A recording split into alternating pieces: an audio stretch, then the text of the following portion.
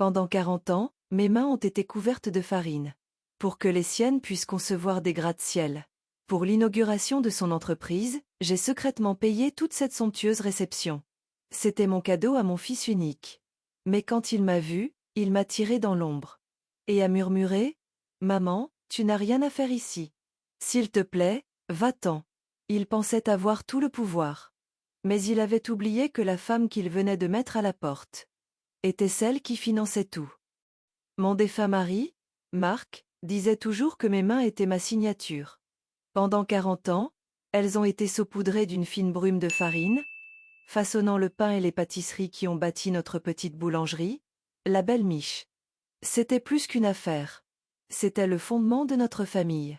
Ces mêmes mains ont changé les couches de notre fils Thomas, ont tenu sa main le jour de sa rentrée, et ont signé les chèques de scolarité qui l'ont envoyé dans une des meilleures écoles d'architecture du pays.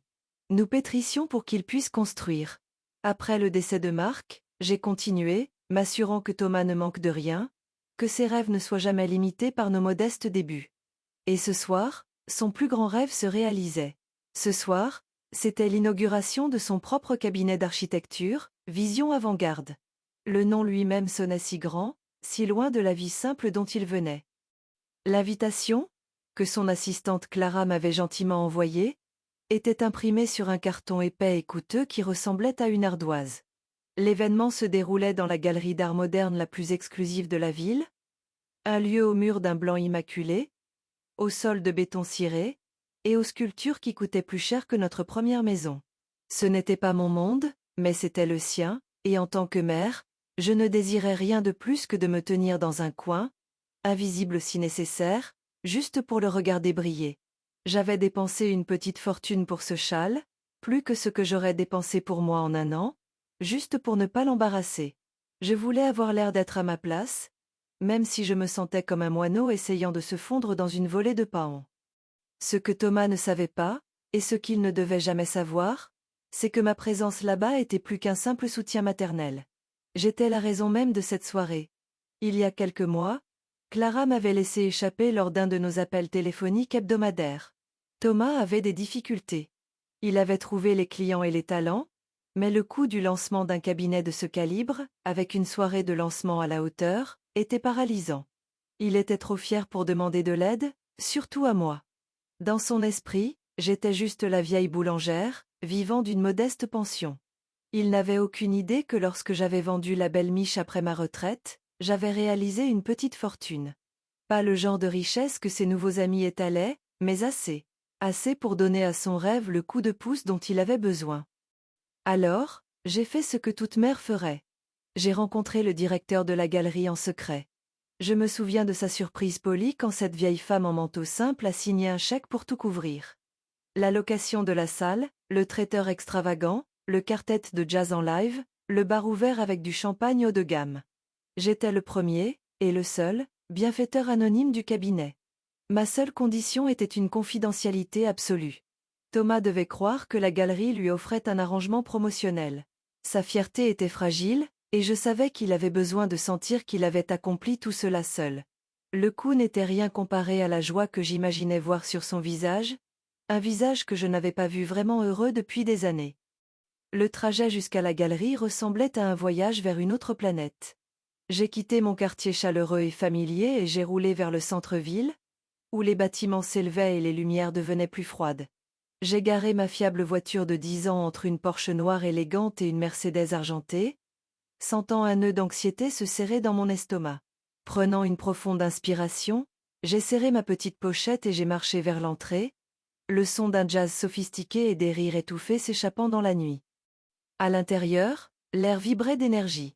Des gens grands et élégants en costumes impeccables et robes de créateurs tenaient des flûtes de champagne, parlant à voix basse et importante. J'ai scanné la pièce, mon cœur gonflé de fierté en cherchant mon fils. Et puis je l'ai vu. Il se tenait au centre d'un groupe de ce que je supposais être ses investisseurs les plus importants. Il était magnifique. À 45 ans, il était un mélange parfait des traits séduisants de Marc et de mon esprit déterminé. Il riait, gesticulant avec assurance devant une grande maquette architecturale sur un piédestal. Mon fils, le maître de son propre univers. J'ai commencé à marcher vers lui, un sourire se formant sur mes lèvres, prête à croiser son regard et à lui faire un petit signe fier de loin. Mais alors, ses yeux ont rencontré les miens. Le sourire brillant sur son visage n'a pas seulement disparu. Il s'est évanoui, éteint comme si un interrupteur avait été actionné. Son corps est devenu rigide. J'ai vu une lueur de panique pure dans ses yeux, un regard que je n'avais pas vu depuis qu'il était un enfant qui venait de casser mon vase préféré. Il s'est excusé auprès du groupe avec un sourire tendu et forcé et s'est dirigé vers moi, ses pas rapides et déterminés. Il n'est pas venu me saluer. Il est venu m'intercepter. Il m'a attrapé le bras, sa prise étonnamment ferme, et m'a dirigé loin du parterre principal, vers une alcôve faiblement éclairée près du vestiaire. Son visage était un masque de fureur contrôlée et d'embarras profond, profond. « Maman » a-t-il murmuré, sa voix un sifflement bas et urgent. « Qu'est-ce que tu fais ici, bon sang ?» La question m'a frappé comme un coup physique. Je l'ai regardé, mon sourire maintenant figé et maladroit, mon cœur s'enfonçant dans le creux de mon estomac. Ce n'était pas l'accueil que j'avais imaginé. Pas dans mes pires, mais plus douloureux cauchemars. Il n'était pas juste surpris de me voir. Il était horrifié. Il me voyait non pas comme sa mère, mais comme un problème, une tâche sur sa soirée parfaitement orchestrée. Il a regardé au-delà de moi, balayant la pièce du regard comme pour voir si quelqu'un d'important avait remarqué notre action. Il avait honte de moi. L'idée était si choquante, si absolument dévastatrice, que je ne trouvais pas ma voix pour répondre. Il avait construit son nouveau monde sur les fondations que j'avais fournies, et maintenant, il essayait de cacher le fait que j'existais.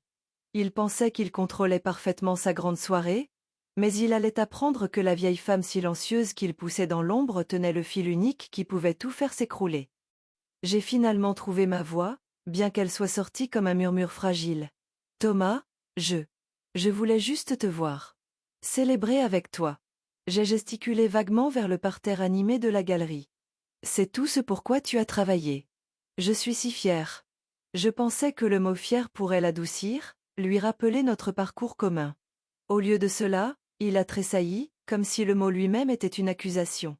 Il a passé une main dans ses cheveux parfaitement coiffés, son visage un portrait d'agitation pure. « Maman, tu ne comprends pas ?»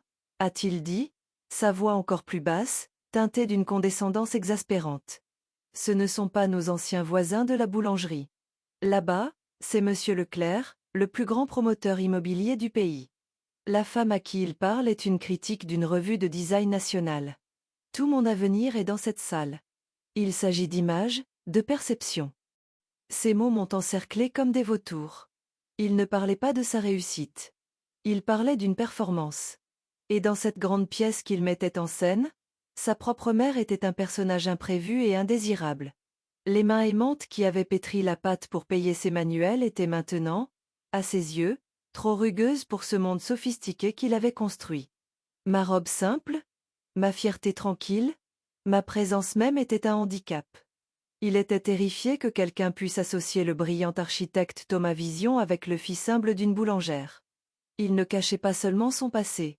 Il essayait de l'amputer, et j'étais le membre fantôme qui s'était commodément manifesté pour faire mal. Juste à ce moment, son assistante, Clara, est apparue au bord de l'alcôve. C'était une jeune femme vive aux yeux gentils, celle qui se souvenait toujours de m'appeler, de me demander comment j'allais. « Thomas ? Monsieur Leclerc vous demandait ?» a-t-elle commencé, puis elle m'a vue et son visage s'est illuminé d'un sourire sincère et chaleureux. « Oh, Madame Duval, c'est merveilleux de vous voir ici. » Sa chaleur simple et honnête contrastait fortement avec la panique glaciale de mon fils. Thomas lui a lancé un regard si acéré qu'il aurait pu couper du verre. « Je suis occupé, Clara. J'arrive dans une minute » a-t-il claqué. Le sourire de Clara a vacillé. Elle a regardé son visage tendu, puis le mien, brisé, et la compréhension a éclairé ses yeux. Elle m'a lancé un petit regard apologétique avant de murmurer « Bien sûr » et de se retirer dans la foule. Dès qu'elle fut partie, Thomas s'est tourné vers moi, sa patience complètement épuisée. « Écoute » a-t-il dit, sa voix maintenant dépourvue de toute prétention d'affection. Elle était froide, dure et définitive. « J'apprécie l'intention, maman, vraiment. Mais tu ne peux pas être ici. C'est un événement exclusif, organisé pour les clients et les investisseurs. Tu n'étais pas sur la liste. Il a dit le mot organisé avec un tel accent, comme si cela expliquait tout. Comme si j'étais une œuvre d'art qui ne cadrait pas avec son exposition. Je suis désolé, a-t-il ajouté, bien que les mots ne portaient aucun poids d'excuse. S'il te plaît, pour l'amour de moi, rentre à la maison. On parlera une autre fois. Il n'a même pas dit au revoir. Il a juste donné un bref signe de tête, a tourné les talons et est retourné à la fête, se transformant instantanément en l'hôte charmant et confiant. Pendant un long moment, je suis restée là dans l'ombre, incapable de bouger. J'avais l'impression que l'air avait été chassé de mes poumons. Il m'avait effacé, avec quelques mots silencieux et brutaux. Mon propre fils avait clairement signifié que je ne faisais pas partie de sa vie, mais une relique d'un passé qu'il était désespéré d'enterrer. J'ai ressenti un profond sentiment de honte, mais ce n'était pas le mien. C'était une honte de seconde main, un lourd manteau qu'il venait de jeter sur mes épaules. J'ai redressé le dos, serrant le châle coûteux qu'il ne saurait jamais que j'avais acheté pour lui. Je ne pleurerai pas. Pas ici. Pas dans ce lieu où mon amour était considéré comme sans valeur. Je me suis retournée et j'ai commencé la longue marche vers la sortie. C'était le voyage le plus humiliant de ma vie. Chaque éclat de rire semblait être dirigé contre moi. Chaque tintement de verre semblait trinquer à mon expulsion. J'ai gardé les yeux fixés sur les grandes portes vitrées au bout du couloir, marchant comme un automate. Je me sentais comme un fantôme, hantant les bords d'une vie que j'avais aidé à créer mais où je n'étais plus la bienvenue. Personne ne me regardait. Personne n'a remarqué la vieille femme sortant tranquillement de la grande célébration. Pour eux, j'étais invisible. Et pour mon fils, c'est exactement ce que j'étais censé être. Une fois dans ma voiture, l'odeur familière des vieux livres et du tabac à pipe persistant de Marc m'a enveloppé comme un câlin réconfortant. C'était mon sanctuaire, un monde loin de la galerie froide et stérile. Et là, seul dans l'obscurité, j'ai enfin laissé les larmes couler. C'étaient des larmes chaudes et amères de trahison. Une vie de sacrifice, d'amour inconditionnel, de foi en lui, tout cela culminait dans ce moment unique et déchirant de rejet. J'avais versé toute ma vie dans le vaisseau de mon fils, et il venait de me dire, sans équivoque, qu'il était plein. Alors que je roulais dans les rues silencieuses de la ville, une pensée étrange a émergé à travers mon chagrin. Je me suis demandé combien d'autres parents, dans combien d'autres foyers à travers le monde, avaient versé leur âme dans leurs enfants pour n'être ensuite que rabaissés. C'est une douleur silencieuse, invisible, n'est-ce pas? Une histoire murmurée dans les coins solitaires de tant de vies. Alors que je vous confie mon histoire, je suis curieuse. D'où l'écoutez-vous? Si elle vous parle, laissez-moi un commentaire. Savoir que vous êtes là, à écouter, rend ce poids un peu moins lourd. Quand je suis arrivée dans mon allée, les larmes avaient cessé. La douleur vive et brûlante dans ma poitrine commençait à se calmer, se solidifiant en quelque chose d'autre, quelque chose de plus dur et de plus lourd. Je suis entrée dans ma maison vide et mes yeux sont tombés sur une photographie encadrée sur la cheminée. Marc et moi le jour de notre mariage, jeune, plein d'espoir et de rêve. Marc avait été un homme fier et digne. Il croyait au travail acharné, à l'honnêteté et, par-dessus tout, au respect de soi. Il n'aurait jamais toléré d'être traité de cette manière. La tristesse était toujours là, une douleur sourde et lancinante. Mais en dessous, un nouveau sentiment commençait à couver. Ce n'était plus seulement de la blessure. C'était la réalisation froide et claire que j'avais été profondément manqué de respect. Et le manque de respect était quelque chose que Marc m'avait appris à ne jamais accepter de personne. Pas même de notre propre fils.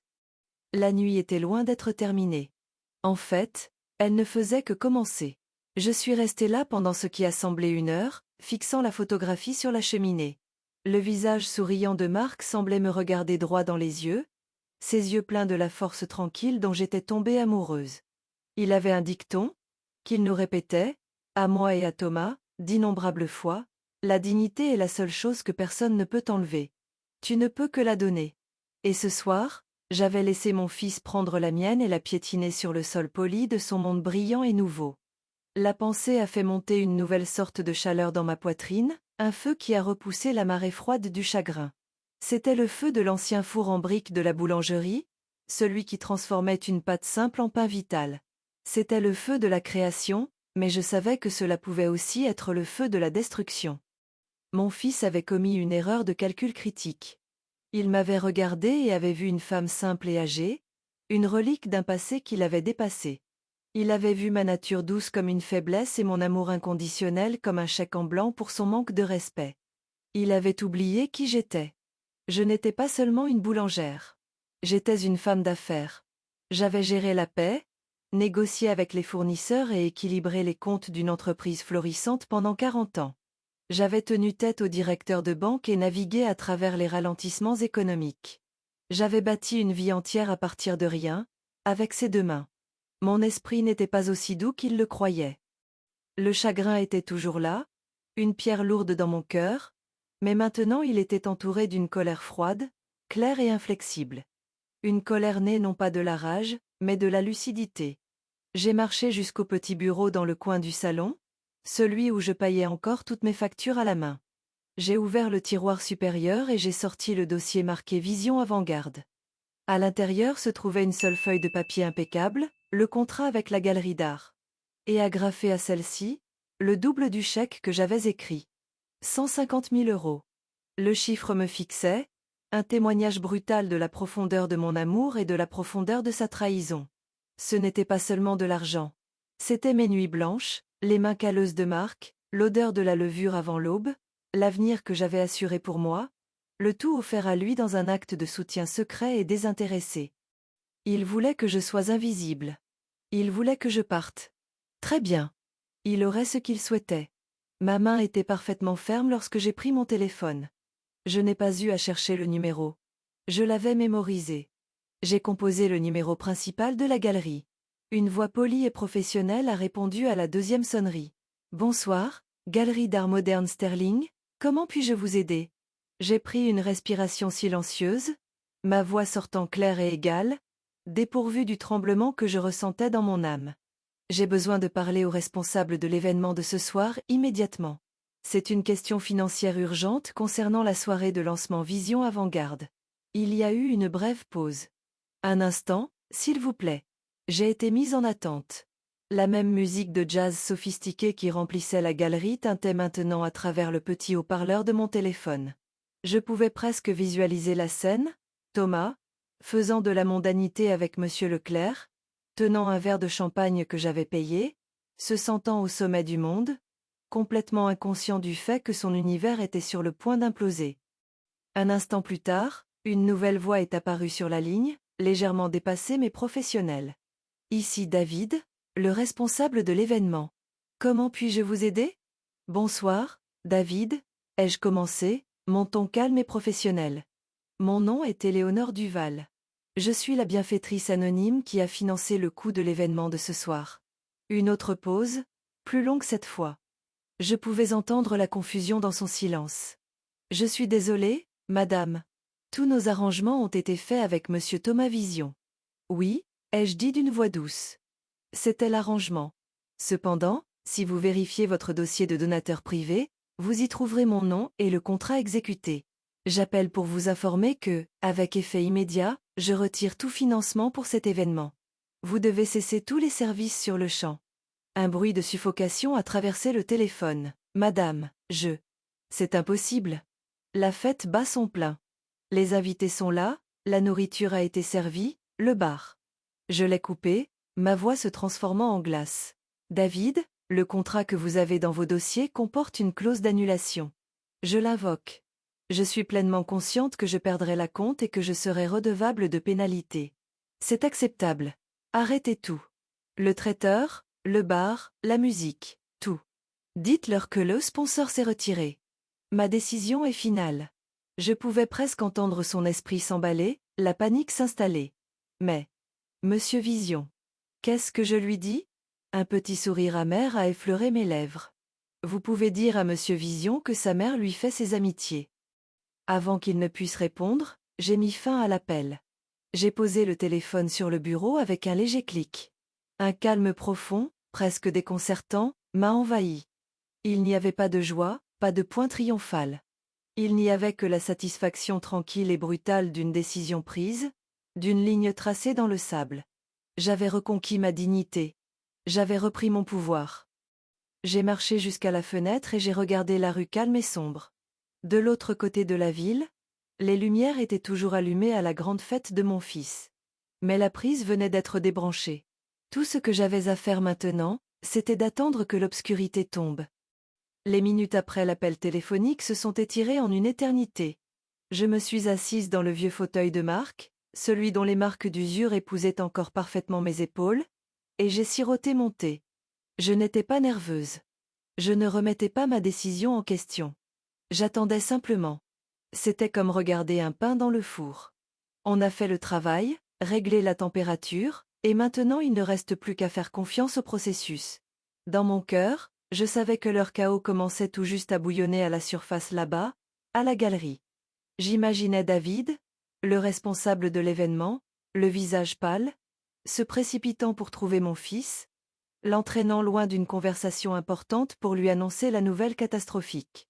J'imaginais la confusion, l'incrédulité, et puis, la rage naissante et volcanique sur le visage de Thomas. Mon téléphone, silencieux sur la table à côté de moi, semblait soudainement un serpent endormi. Je savais qu'il sonnerait bientôt. Je savais que le premier appel viendrait d'un numéro que je ne reconnaissais pas, la galerie, très probablement, faisant une dernière tentative désespérée. Le deuxième appel viendrait de Thomas. Il serait furieux, accusateur et complètement dépourvu de compréhension.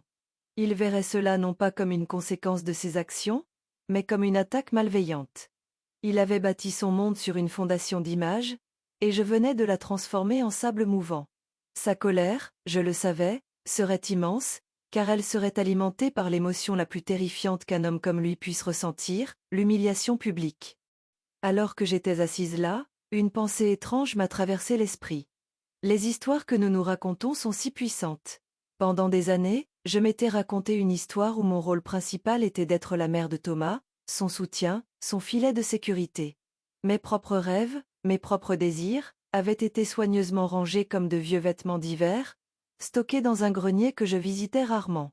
Après la mort de Marc, mon monde s'était centré sur le succès de Thomas, car son succès me semblait être mon seul but restant. Mais son renvoi cruel de ce soir avait brisé cette histoire. Il ne m'avait pas seulement fermé une porte. Il m'en avait, par inadvertance, ouvert une.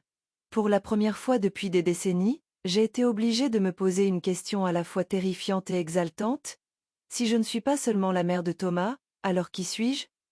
Cette question planait dans l'air calme de mon salon, pleine de possibilités. J'ai pensé à la boulangerie. Je ne regrettais pas les réveils à 4 heures du matin, mais la boulangerie me manquait. La magie de transformer de simples ingrédients en quelque chose qui apportait de la joie aux gens me manquait. L'étincelle créative me manquait. Et j'ai pensé au voyage. Marc et moi avions toujours rêvé de visiter les petites villes côtières d'Italie, les lieux d'où venaient ses grands-parents. Nous avions une jarre où nous gardions notre fonds Italie, mais la vie, puis les frais de scolarité de Thomas, semblaient toujours se mettre en travers. Après le départ de Marc, le rêve semblait trop douloureux à poursuivre seul. Mais maintenant, pourquoi pas? Qui m'arrêtait? Ce fut une prise de conscience surprenante, la seule personne qui m'avait retenue, pendant toutes ces années, c'était moi. Mon téléphone a sonné, me tirant de ma rêverie.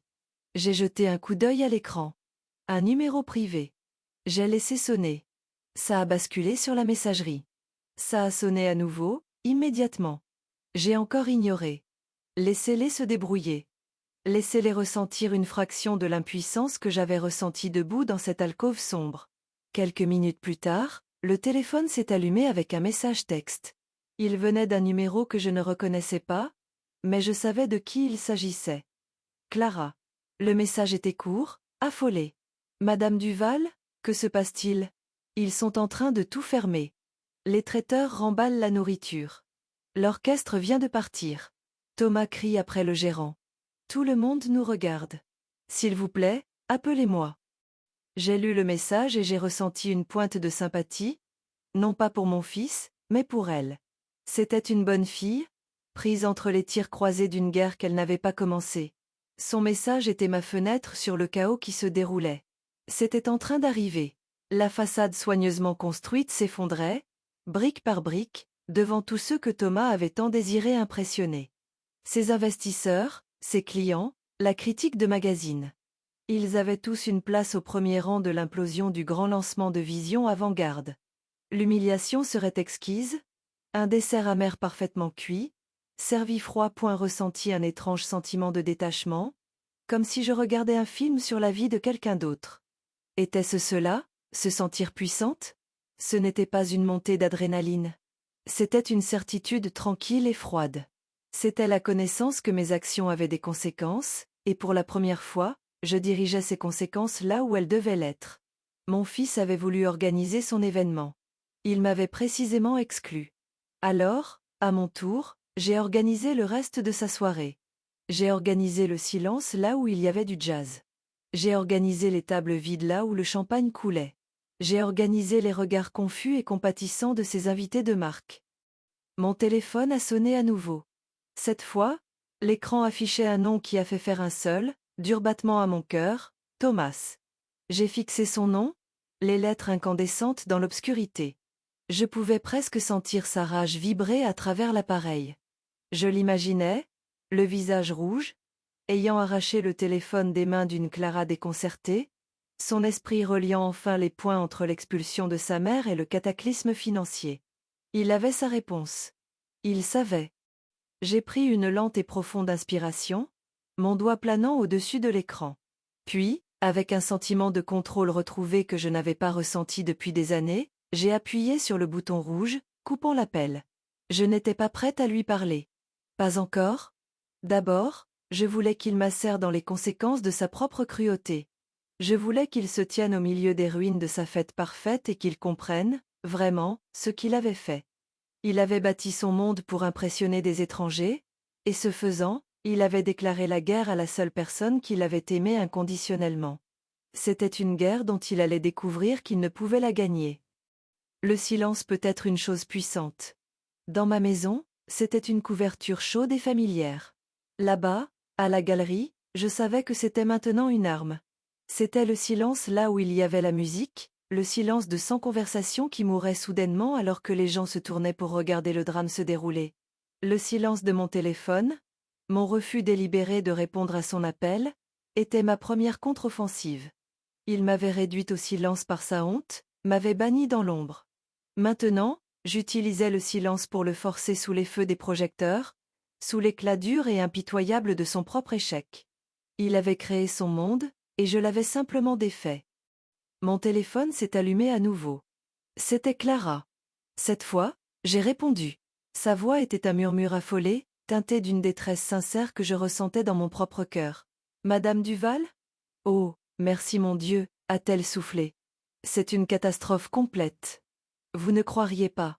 Je me suis installée dans mon fauteuil, devenant spectatrice de la pièce que j'avais mise en scène. Dis-moi ce qui se passe, Clara, ai-je dit, ma voix douce.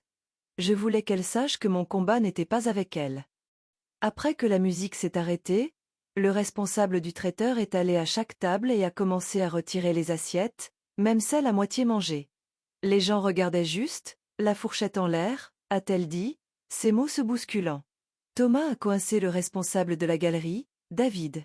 Il criait, mais essayait de garder la voix basse.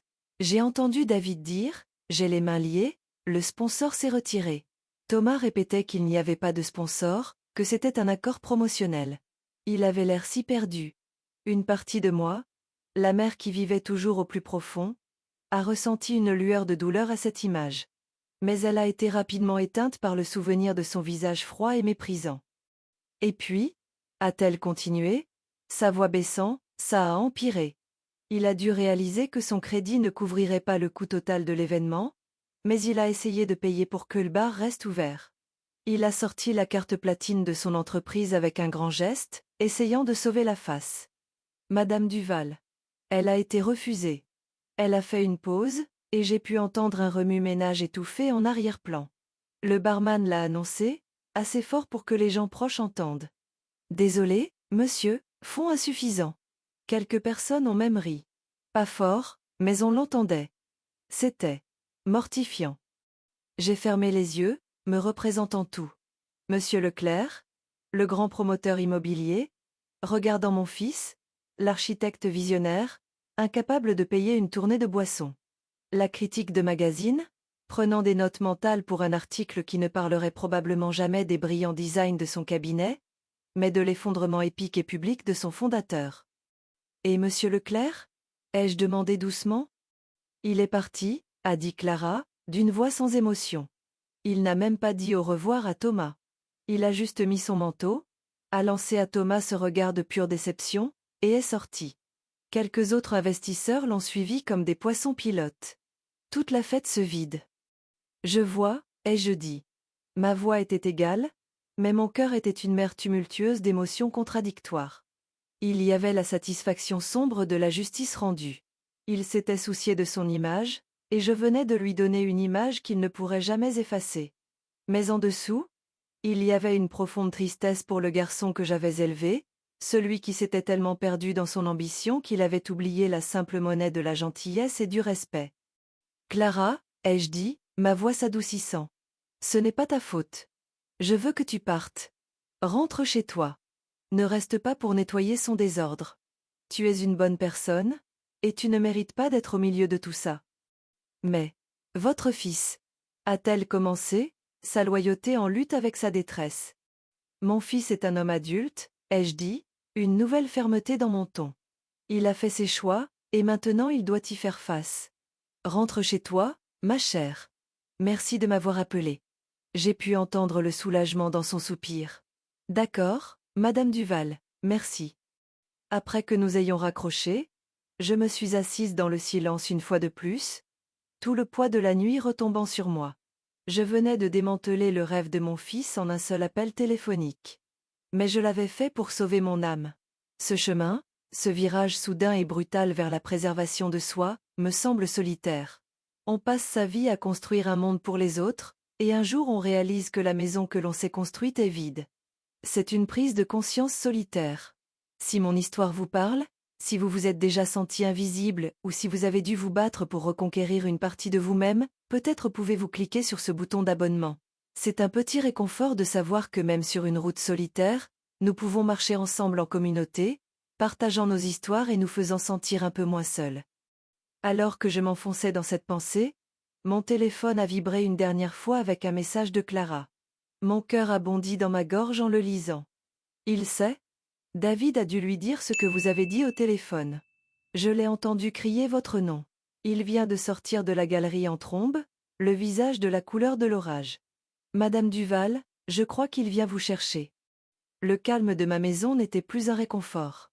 C'était le calme avant la tempête. La guerre ne se déroulait plus de l'autre côté de la ville. L'ennemi était en chemin vers ma porte d'entrée. Qu'il vienne.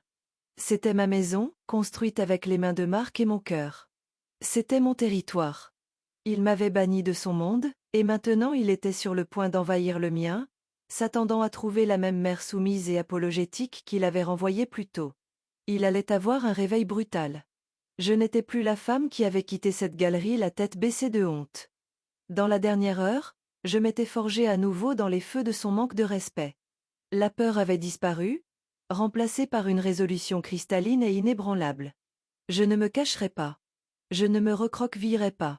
Je l'affronterai. Je suis retournée à la cuisine et j'ai mis une nouvelle cafetière en marche. L'arôme familier et riche a rempli l'air, une odeur de normalité dans une nuit qui était tout sauf normale. L'acte de faire du café était rassurant, un rituel qui avait commencé mes journées pendant 50 ans.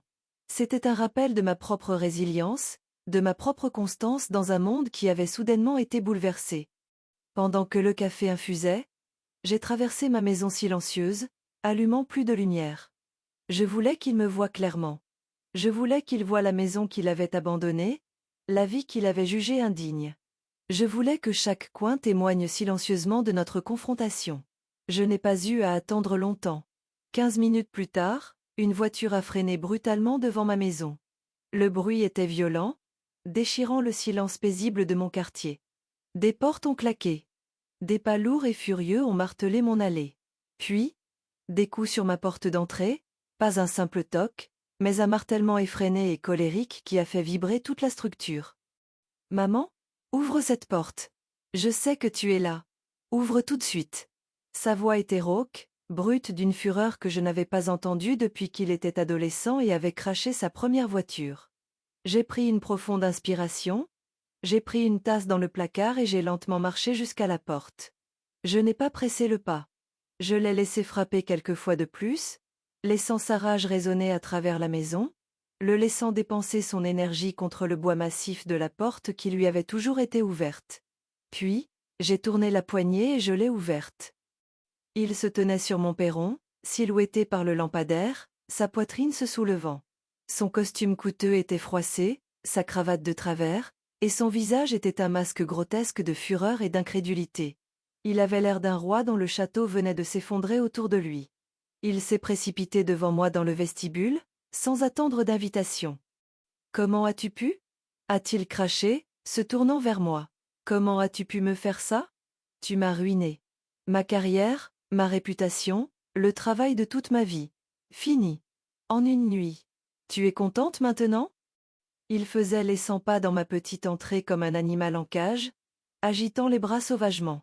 C'était une crise de colère, une performance de rage conçue pour intimider, pour me faire sentir petite et coupable. Ça n'a pas marché.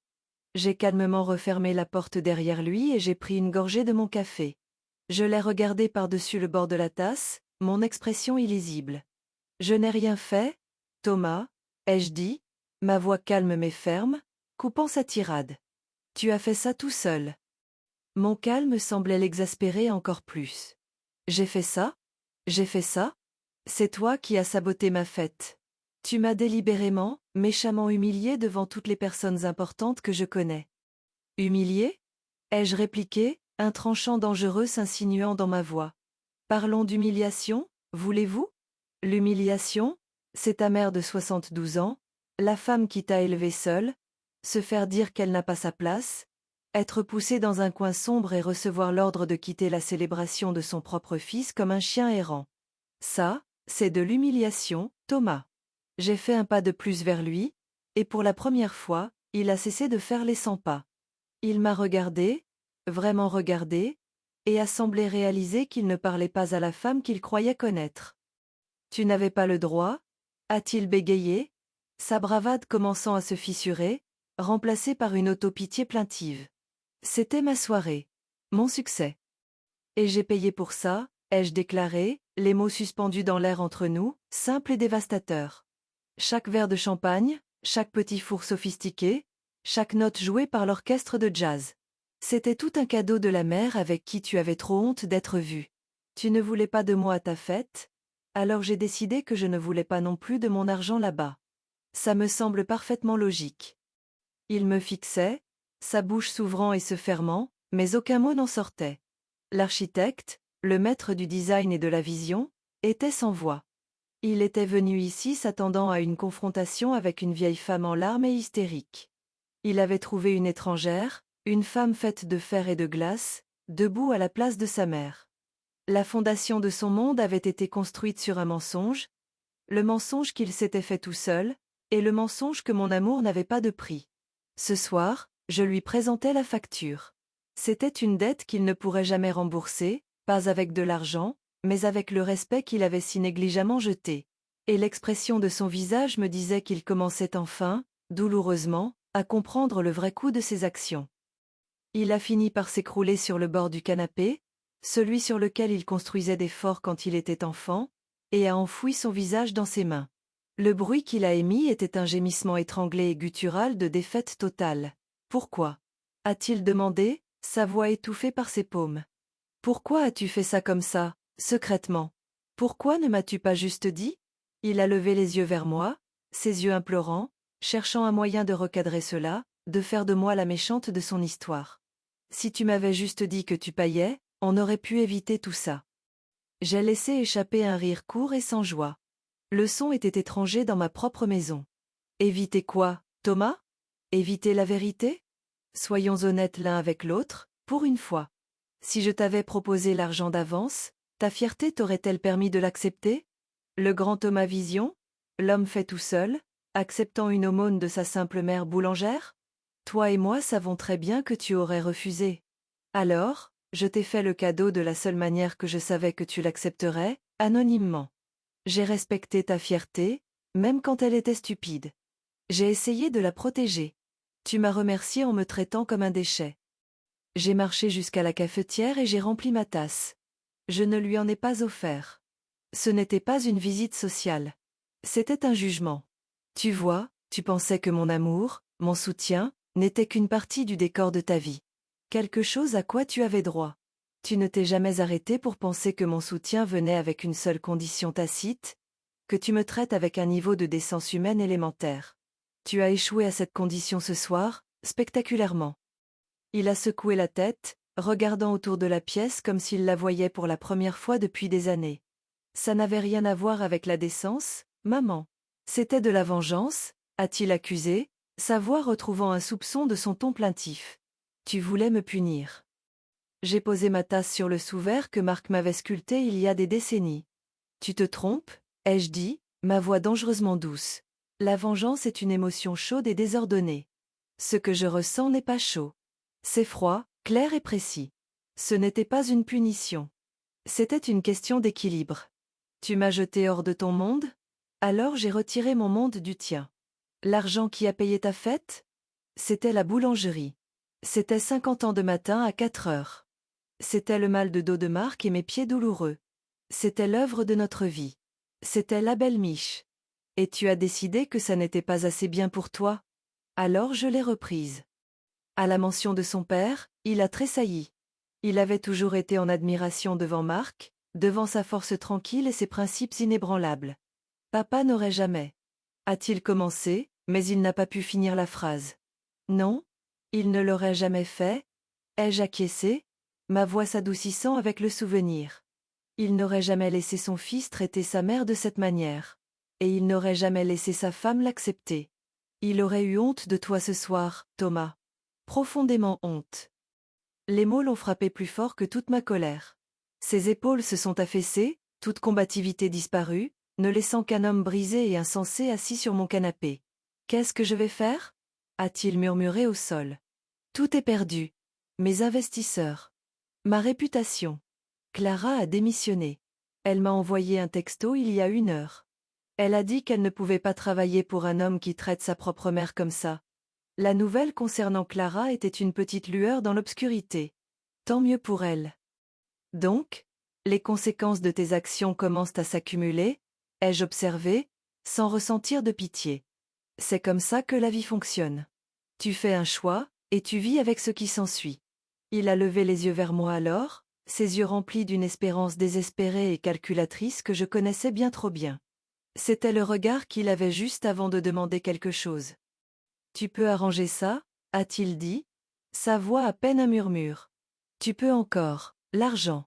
Il a dû retourner sur ton compte. Tu peux les appeler demain matin. On peut reporter. On peut dire qu'il y a eu une erreur bancaire. On peut sauver ça. S'il te plaît, maman. S'il te plaît. Je l'ai regardé. Après tout ce qui s'était passé, après le profond manque de respect, l'humiliation publique à laquelle il m'avait soumise, il me voyait toujours comme une solution à ses problèmes.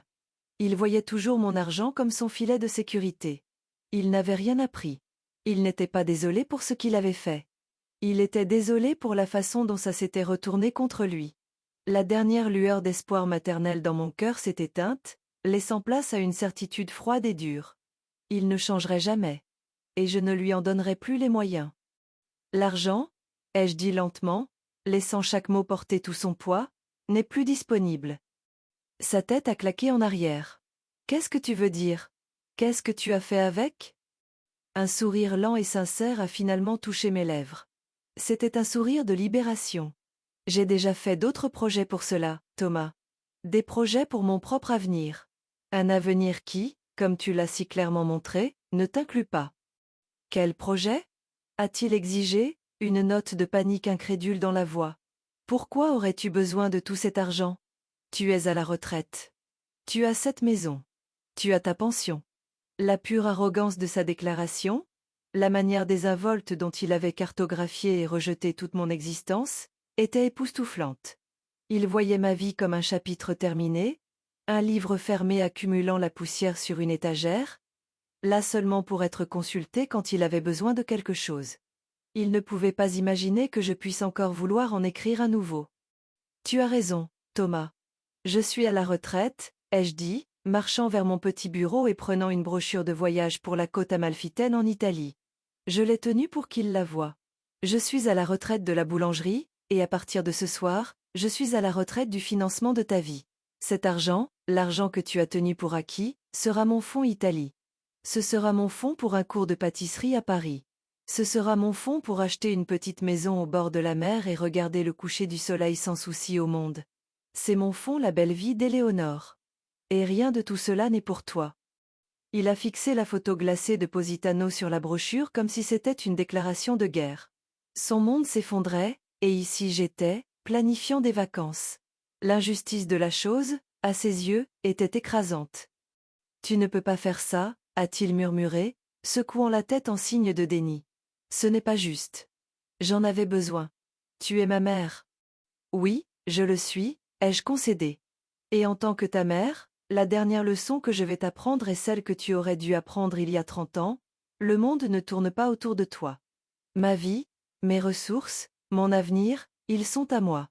Pas une extension des tiens. Tu as passé des années à me traiter comme un distributeur automatique et une femme de ménage.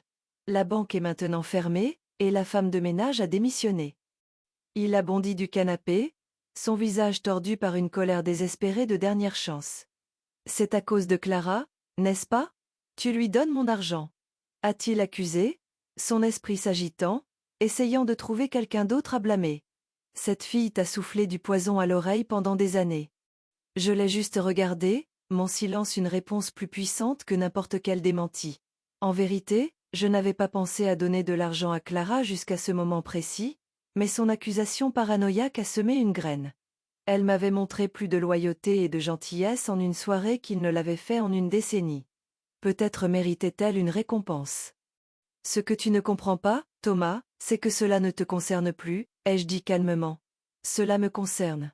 Pour la première fois depuis très longtemps, je prends une décision pour moi-même. Je choisis mon propre bonheur plutôt que ton ambition sans fin et insatiable. Et ça fait, merveilleux. La paix sincère dans ma voix sembla le déstabiliser plus que ma colère ne l'avait fait. Il était équipé pour combattre la rage, mais il n'avait aucune défense contre mon contentement. Vaincu, il fit une dernière tentative pathétique d'appeler à mon sang de la culpabilité. Alors c'est tout? Tu muis. Coupe les ponts? Après tout ça? Qu'est-ce que je suis censé faire? Mon cabinet est ruiné avant même d'avoir commencé.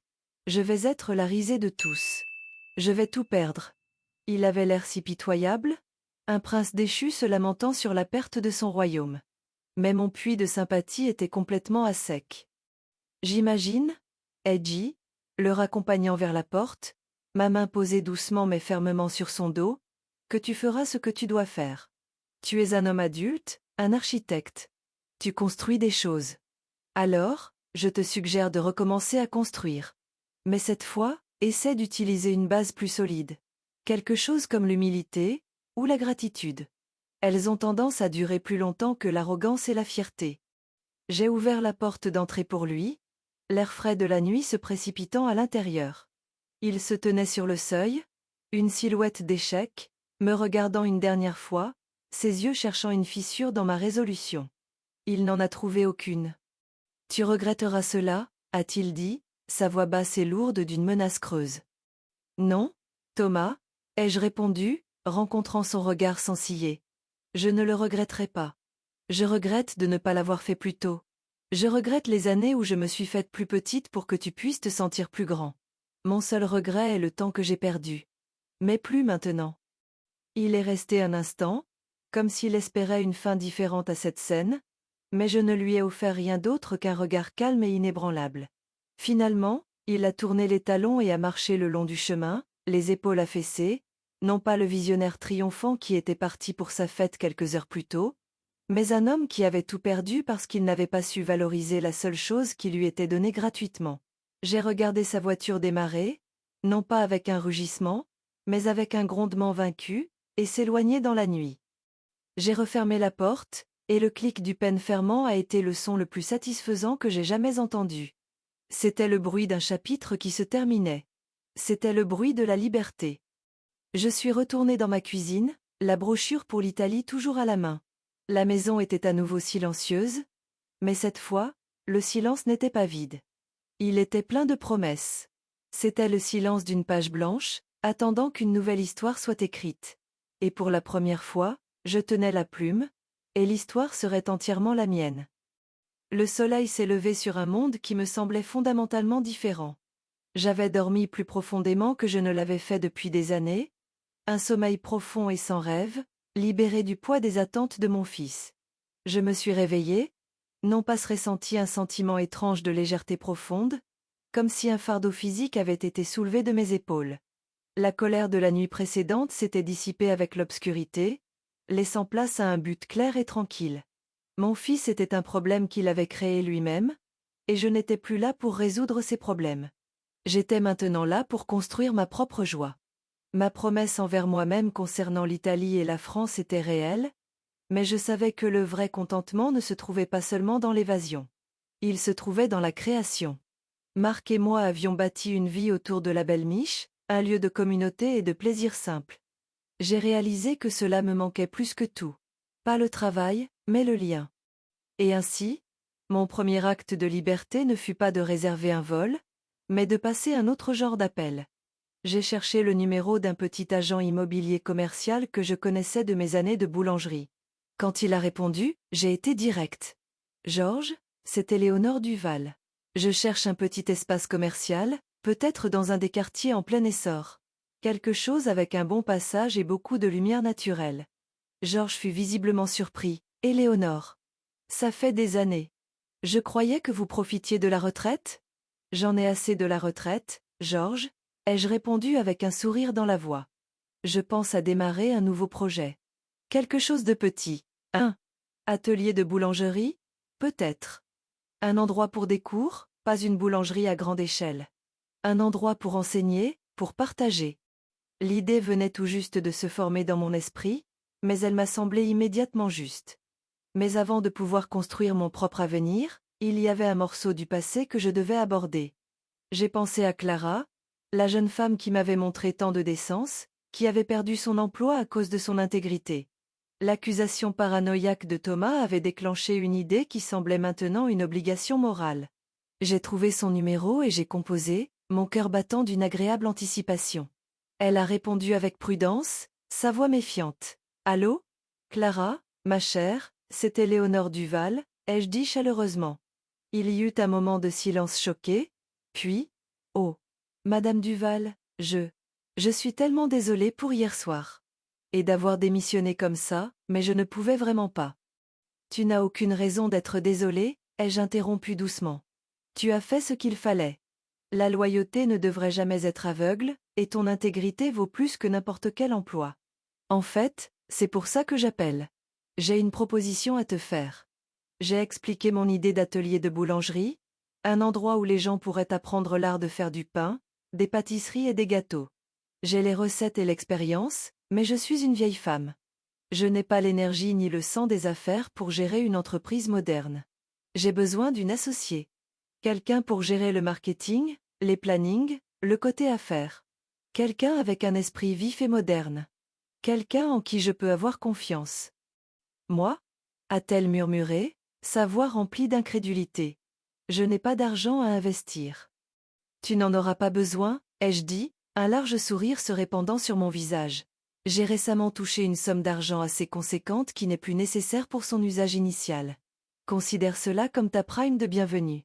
Nous serons associés à part égale, 50-50e. Qu'est-ce que tu en dis? Le son de l'autre côté de la ligne était un sanglot. Pas de tristesse, mais d'une joie écrasante qui changeait une vie. Oui, a-t-elle crié. Oh mon Dieu, Madame Duval, oui. 1000 fois oui. À ce moment-là, j'ai su que j'avais fait ce qu'il fallait. J'avais pris l'argent destiné à soutenir un monde d'arrogance et de mensonges et je l'avais utilisé pour construire un nouveau monde basé sur la gentillesse, l'opportunité et une passion partagée. C'est amusant comme la vie fonctionne. Une porte se ferme, une autre s'ouvre. Nous passons tellement de temps à frapper aux portes fermées, à pleurer ce que nous avons perdu, que souvent nous ne voyons même pas les nouvelles opportunités qui nous attendent. En partageant ce chemin, je me souviens que tant d'entre nous font face à ces moments. Si vous écoutez et que vous avez déjà dû fermer une porte pour trouver votre propre paix, appuyez sur le bouton j'aime. C'est une façon de dire « je comprends ». C'est un petit signal que nous sommes tous connectés dans ces expériences humaines de perte et de réinvention. Plus tard cet après-midi-là, alors que Clara et moi faisions des plans avec excitation au téléphone, on a frappé à ma porte. C'était un coursier, tenant un grand arrangement floral d'apparence coûteuse. La carte m'était adressée. Mon cœur s'est serré un instant, pensant que c'étaient des excuses désespérées et manipulatrices de Thomas. Mais l'écriture sur la petite enveloppe était inconnue, élégante et féminine. Je l'ai ouverte et j'ai lu la note. Elle venait de la femme de Monsieur Leclerc, une femme que je n'avais jamais rencontrée. Elle disait: « Chère Madame Duval, mon mari m'a raconté ce qui s'est passé. Il a été lui aussi un jeune homme d'origine modeste, et il ne l'a jamais oublié. Il a dit qu'il a vu plus de caractère et de force dans vos actions hier soir qu'il n'en a vu dans une salle de conseil en 20 ans. Il a, bien sûr, retiré tout intérêt dans le cabinet de votre fils. Nous serions honorés si vous acceptiez de dîner avec nous la semaine prochaine. Veuillez appeler mon assistante pour organiser. » J'ai fixé la note, puis le magnifique bouquet de lys et de roses. C'était un geste de respect d'un monde qui, je le pensais, m'avait rejeté. C'était une validation venue de l'endroit le plus inattendu. Il s'est avéré que les personnes même que mon fils était si désespéré d'impressionner étaient bien plus impressionnées par ma dignité tranquille qu'elles ne l'avaient jamais été par son ambition bruyante. Il avait essayé de cacher son lien avec moi, croyant que cela le ruinerait. Mais dans un ultime et magnifique coup de théâtre ironique, mes actions avaient non seulement assuré mon propre avenir, mais elles m'avaient valu le respect même que mon fils avait si lâchement recherché, et si complètement perdu. Le dîner avec les Leclerc fut une révélation. Je m'attendais à une affaire rigide et formelle, mais ils m'ont accueilli dans leur belle maison avec une chaleur tout à fait sincère. Monsieur Leclerc, un homme qui contrôlait un empire immobilier, m'a parlé non pas avec pitié, mais avec un profond respect connaisseur. Il m'a raconté des histoires de ses propres débuts difficiles, de son père qui avait été ouvrier métallurgiste. Le caractère, Éléonore, a-t-il dit, levant son verre de vin vers moi, c'est ce que vous faites quand personne ne regarde. Et ce que vous faites quand tout le monde regarde. Vous nous avez montré votre caractère. Votre fils nous a montré le sien. Sa femme, Marguerite, était tout aussi gracieuse, me posant des questions infinies sur la belle Miche, fascinée par l'artisanat et le dévouement que cela demandait. J'ai quitté leur maison cette nuit-là non pas comme une étrangère à qui l'on avait accordé un passe temporaire, mais comme une égale. Dans les semaines qui ont suivi, ma vie s'est transformée avec une vitesse époustouflante. Clara était un tourbillon d'énergie et d'idées. Elle a trouvé l'emplacement parfait pour notre atelier, un magasin lumineux et aéré en angle dans un quartier animé par de jeunes familles et des artistes. Elle a conçu une marque, La Miépétrie, et un logo à la fois moderne et rustique. Elle a créé un site web, mis en place des comptes sur les réseaux sociaux, et en un jour d'annonce de notre première série de cours, introduction au levain, pâtisserie française basique, et un atelier de décoration de biscuits pour enfants, ils étaient complètement complets. Il y avait une liste d'attente. J'étais stupéfaite. Il y a une vraie soif pour ça, Éléonore, a dit Clara, ses yeux brillants d'excitation. Les gens veulent se reconnecter à leur nourriture, créer quelque chose de réel avec leurs propres mains. Mes journées étaient à nouveau remplies de sang. Je testais des recettes, affinais mes plans de leçons, et enseignais à Clara les secrets que Marc et moi avions perfectionnés pendant des décennies. Elle était douée, absorbant tout avec un enthousiasme contagieux. Nous formions une équipe, un partenariat bâti sur le respect mutuel et un rêve partagé. L'argent qui avait été source de douleur et de trahison était maintenant une force joyeuse et créative, bâtissant quelque chose de nouveau et de beau à partir de rien. J'ai ressenti un sentiment d'accomplissement plus profond et plus satisfaisant que tout ce que j'avais ressenti en étant simplement la mère de Thomas. J'étais Éléonore, la fondatrice, la mentor, la créatrice. J'ai eu des nouvelles de Thomas uniquement par le bouche à oreille de la ville. Son cabinet, vision avant-garde, avait implosé. Sans le soutien de Monsieur Leclerc, les autres investisseurs s'étaient retirés en cascade, un vote de défiance. Il a été contraint de dissoudre l'entreprise avant même d'avoir achevé un seul projet. L'histoire de sa soirée de lancement désastreuse est devenue une mise en garde dans les milieux d'affaires de la ville.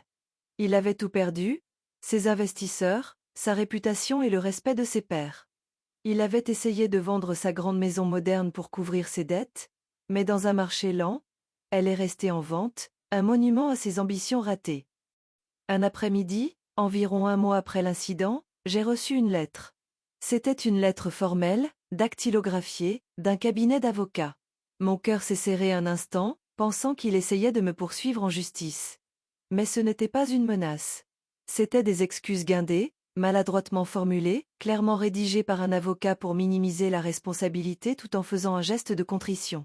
Elle parlait de son profond regret pour les événements malheureux et de son espoir d'une réconciliation future.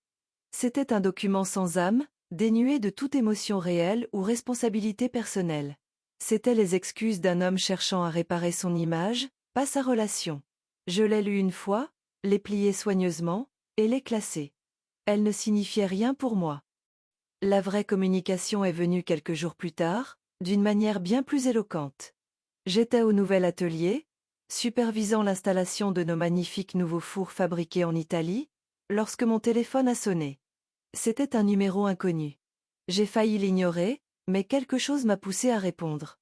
Il y avait du silence de l'autre côté.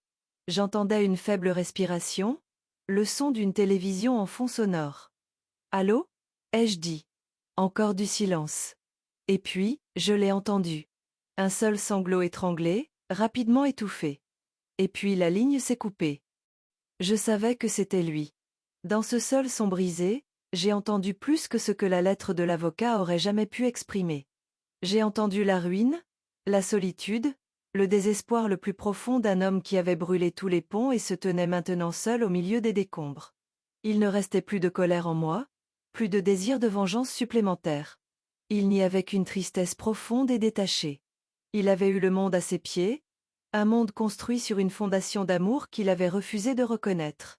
Il avait cru que mon amour était son droit de naissance, une ressource à puiser sans fin. Il n'avait jamais compris que l'amour, même l'amour d'une mère, est un jardin. Il a besoin d'être entretenu. Il a besoin de la lumière du soleil du respect et de l'eau de la gratitude. Il avait laissé son jardin se flétrir et mourir, et maintenant il m'appelait depuis un désert qu'il avait créé lui-même. Je n'ai pas rappelé. Il n'y avait plus rien à dire. Mon jardin était enfin en pleine floraison, et j'étais trop occupée à l'entretenir. L'ami Pétri est devenu le cœur de ma nouvelle vie. C'était plus qu'une entreprise. C'était une communauté. Les gens venaient non seulement pour apprendre une compétence, mais pour se connecter. De jeunes mères amenaient leurs enfants, des professionnels occupés venaient décompresser après le travail, et des retraités découvraient une nouvelle passion. Nous avons organisé des concours de pâtisserie caritatifs, fourni des cafés locaux, et notre petit atelier est devenu un élément adoré du quartier. Clara était une associée brillante, son sens moderne des affaires complétant parfaitement mon artisanat traditionnel. Nous avons eu un succès dépassant nos rêves les plus fous, et chaque jour était un cadeau. J'avais retrouvé mon but, non pas en servant l'ambition d'une seule personne, mais en nourrissant la joie de nombreux autres. Je vivais la vie que j'avais esquissée pour moi-même dans ces premiers rêves hésitants. J'ai suivi le cours de pâtisserie à Paris, 2 semaines magiques où j'ai appris auprès de maîtres pâtissiers et marché le long de la Seine. J'ai réservé le voyage pour la côte amalfitaine pour le printemps prochain. J'étais pleine de vitalité, engagée, et plus heureuse que je ne l'avais été depuis très longtemps. Je n'étais plus seulement une mère ou une veuve. J'étais Éléonore, une femme du monde, une entrepreneur à succès, une mentor et une amie. Le passé était une cicatrice, mais il ne faisait plus mal. Il était simplement une partie de l'histoire qui m'avait conduite ici. Le dernier élément de cette vieille histoire est arrivé un après-midi frais d'automne. J'étais en train de fermer l'atelier après une journée longue mais satisfaisante quand je l'ai vu. Thomas se tenait de l'autre côté de la rue, juste en train de regarder. Il avait l'air diminué. Il avait perdu du poids. Son costume coûteux avait disparu, remplacé par une simple veste et un jean. L'allure arrogante avait disparu, remplacée par un calme hésitant, presque fragile. Il n'était pas le titan de l'industrie qu'il aspirait à être. Il avait l'air d'un homme qui avait été profondément et complètement humilié par la vie. Il ne m'a pas approché. Il est juste resté là. J'ai croisé son regard de l'autre côté de la rue. Il n'y avait plus de colère dans ses yeux, plus de sentiment de droit. Il y avait juste une tristesse profonde et lasse, et quelque chose d'autre. Une lueur de ce qui ressemblait à de l'admiration. Il regardait l'atelier, les lumières chaleureuses, les clients heureux sortant avec leur pain fraîchement cuit, et il me regardait, moi, la femme au centre de tout cela. Il voyait, pour la première fois, ce que j'étais capable de créer sans lui, non seulement malgré lui, mais dans un monde qui n'avait rien à voir avec lui du tout. C'était la vraie conséquence de ses actions. Ce n'était pas seulement la perte d'argent ou de réputation. C'était la perte de sa place au centre de mon univers. Il s'était exclu lui-même, et en son absence, mon univers ne s'était pas effondré. Il s'était étendu. Il était devenu plus lumineux, plus riche et plus beau. Il n'était plus le soleil autour duquel je tournais. Il était une planète lointaine, regardant de l'extérieur, dans le froid. Il s'était rendu inutile à mon bonheur, et la finalité de cette prise de conscience était inscrite sur tout son visage. Après un long moment, il a fait un petit signe de tête, presque imperceptible. Ce n'était pas une salutation, mais une reconnaissance. Une concession. Puis il a tourné les talons et s'en est allé, disparaissant dans la foule du soir. Je ne l'ai plus jamais revu. J'ai appris plus tard, par une connaissance de la famille éloignée, qu'il avait déménagé dans une autre région, pris un poste modeste dans une petite entreprise de bâtiment, et menait une vie tranquille et anonyme. Il avait été contraint de recommencer à zéro, cette fois sans la fondation invisible de mon amour et de mon soutien sur laquelle bâtir. J'ai fermé la porte de mon bel atelier et j'ai pris une profonde inspiration de l'air frais du soir. Un profond sentiment de paix s'est installé en moi. C'était fini. L'histoire avait atteint sa fin. Il n'y a pas eu de réconciliation dramatique, pas d'excuses et de pardon en larmes. La vie, j'avais appris, est rarement aussi nette. La résolution était plus tranquille, plus réelle. Elle était dans le signe de tête respectueux d'un homme humilié de l'autre côté de la rue. Elle était dans la chaleur de mon entreprise florissante. Elle était dans le billet d'avion pour l'Italie soigneusement rangé dans mon sac à main. Mon fils m'avait dit un jour que je n'avais pas ma place dans son monde. Il avait raison. Mon monde n'était pas une galerie froide construite sur l'image et l'ego. Mon monde était ici, rempli du parfum du pain qui cuit, de la chaleur de la communauté, et de la dignité tranquille et inébranlable d'une vie bien vécue, selon mes propres termes. Il avait voulu construire des gratte-ciel qui touchaient les nuages, mais il avait oublié que toute grande structure a besoin d'une fondation solidement enracinée dans la terre. J'étais sa fondation, et il avait essayé de la dynamiter. Mais il n'avait réussi qu'à dégager le chemin pour que je construise quelque chose de bien plus beau à sa place. Je vous écris ceci maintenant depuis une petite villa que j'ai louée pour le mois, juste à l'extérieur de Positano. L'air sent le sel, les citrons et le jasmin. Chaque matin, je me réveille au son de la mer, et je descends au marché local pour acheter des figues fraîches et du fromage. J'ai passé mes journées à explorer des ruines antiques, à apprendre un italien maladroit mais enthousiaste auprès d'un commerçant patient, et à m'asseoir sur cette terrasse même, esquissant le littoral dans un journal. J'ai enfin appris à être tranquille, à simplement exister dans un moment de beauté sans sentir que je devrais faire quelque chose pour quelqu'un d'autre. C'est le rêve de Marc, et je le vis pour nous deux. C'est plus merveilleux que je ne l'avais jamais imaginé. L'amie pétrie prospère sous la brillante direction de Clara. Elle m'envoie des nouvelles tous les quelques jours, remplies de photos de cours complets et de commentaires clients élogieux. Elle est devenue la fille de mon cœur, un témoignage du fait que la famille n'est pas toujours une question de sang. Il s'agit de qui se présente, de qui vous respecte et de qui vous aide à grandir. L'atelier est mon héritage, une chose vivante qui apporte de la joie aux autres, et il me procure plus qu'assez de revenus pour vivre cette nouvelle vie sans attache. L'argent qui était autrefois une arme utilisée contre moi est devenu un outil de création et de liberté. C'est une belle ironie. Parfois, dans les moments de calme ici, mes pensées reviennent vers Thomas.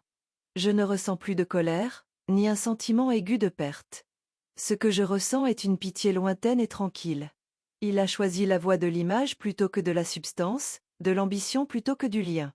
Il a essayé de construire une vie qui semblait impressionnante de l'extérieur, mais qui était vide à l'intérieur. Ma vie maintenant est l'opposé.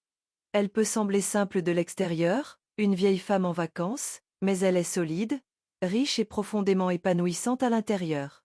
Elle est bâtie sur une fondation de respect de soi, une fondation qui ne peut jamais être ébranlée. Il est un fantôme d'une vie antérieure, une leçon que j'ai dû apprendre à mes dépens, mais une leçon qui m'a finalement libérée. Ce chemin m'a appris que la relation la plus importante que vous aurez jamais est celle que vous avez avec vous-même. Pendant si longtemps, je me suis définie par mes rôles pour les autres, épouse, mère, boulangère. Lorsque ces rôles ont été retirés ou manqués de respect, je me suis sentie perdue. Mais dans ce vide, j'ai trouvé une opportunité de découvrir qui Éléonore était vraiment. Et j'ai découvert qu'elle est forte, qu'elle est créative, qu'elle est résiliente, et qu'elle est digne de bonheur selon ses propres termes. C'est une découverte que je souhaite à tout le monde. Mon histoire a commencé par un moment de profond manque de respect, un moment où l'on m'a fait sentir sans valeur. Mais elle se termine ainsi, avec le soleil sur mon visage et la mer à mes pieds. Elle se termine avec la connaissance que je suis l'architecte de mon propre bonheur. Je n'avais pas besoin d'une grande fête ou de l'approbation d'étrangers influents. J'avais juste besoin de me souvenir de la valeur de mes propres mains, de la force de mon propre cœur, et de la vérité inébranlable de ma propre dignité. Merci de m'avoir accompagné dans ce cheminement. Partager cette histoire a été une partie de ma guérison, une façon de transformer une douleur privée en une force partagée. Si mes mots ont trouvé un écho en vous, s'ils vous ont donné une lueur d'espoir ou un sentiment de solidarité, alors je vous demande une petite chose. Votre abonnement à cette chaîne est plus qu'un simple nombre. C'est une voix. Cela aide des histoires comme la mienne à être entendues, créant une communauté où nous pouvons nous rappeler les uns aux autres qu'il n'est jamais trop tard pour reprendre sa vie en main. S'il vous plaît, aidez cette voix à devenir plus forte, et aidez notre communauté à grandir. Dites-moi dans les commentaires ce que cette histoire a signifié pour vous. Je lirai chacun d'eux, depuis ma petite terrasse au bord de la mer. Pour la première fois depuis très longtemps, ma vie est à nouveau douce. Et cette fois, elle est entièrement à moi.